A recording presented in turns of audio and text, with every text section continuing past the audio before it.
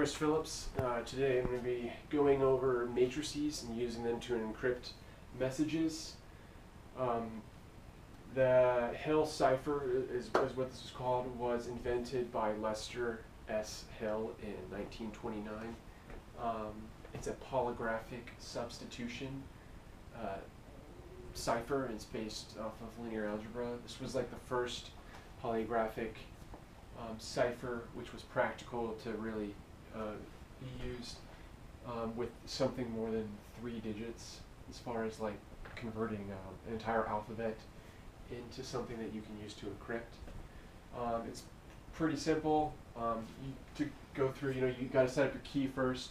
All the letters correspond to a number, starting with A, 0, going to Z, 25, and then you have your space, which is 26, and period 27. The numbers are kind of, it's arbitrary. You can kind of pick whatever you want, but 0 through 27 is kind of standard. Once you have your key, you get your message, which you want to send to somebody that's encrypted. So our message assigned to us from this project is, look at the dopeness in math, not the whackness. So we have spaces in a period, so that's 26 and 27. That sentence, including the spaces and period, are 46 characters long. So transferring this from the key, you get this string of numbers down here. If you look at is 11, 14, 14, 10, 26. So you have L, which is 11, OO, which is 14, 14, K is 10, space is 26. So there's the first word, and then it goes through. So got to remember when you're doing this that the numerical message matrices and the encoding matrices must have the same, the rows and columns have to work together. So back here again, so I've gone through, after I converted this into these numbers, I've now put them down here on the mirror, and they are, here you have, it's a 7x7 matrix, and the last 3 digits, I had to find space to fill it because 46, so I did 7, 7, 49.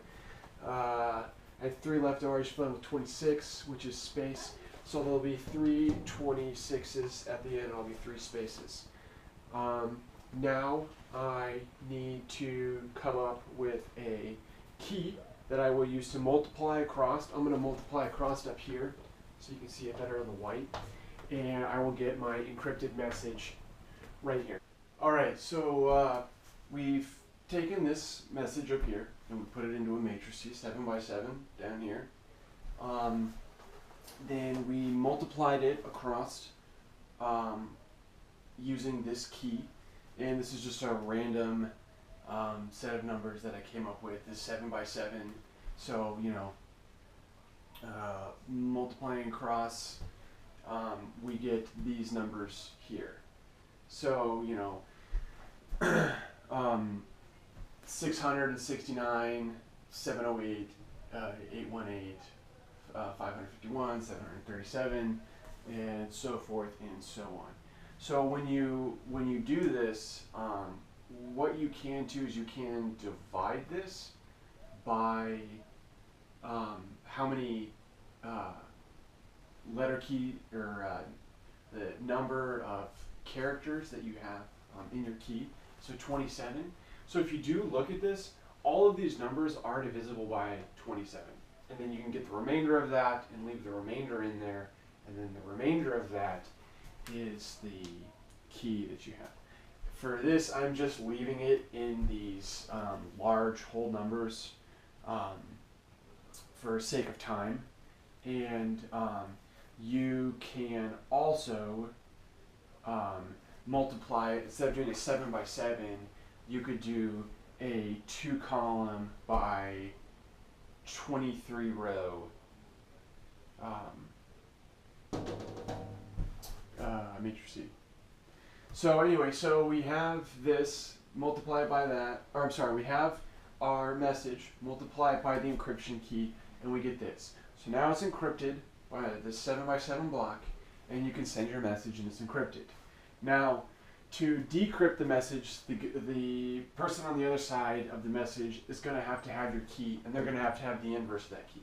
So to get the inverse of the key, you have your key up here, -1, and if you get the inverse of it, you get this crazy matrix here with all these crazy numbers over other crazy numbers. And that is the key that is used to decrypt the message.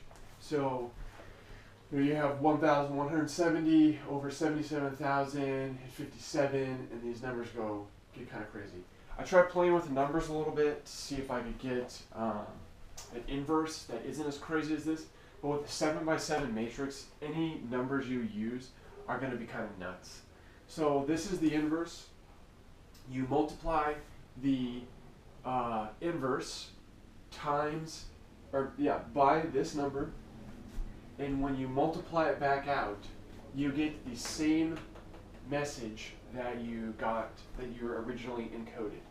So once it's multiplied out, you multiply this times the inverse of this, which is this one. So I just put -1 up there, shows the inverse, and you get this message here. Look blank at space space dopeness in math, not the whackness.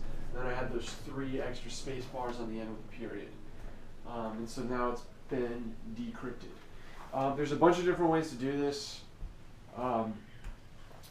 To get into the time of that, it would take more time. I'm going to do some other videos about using different methods to encrypt it.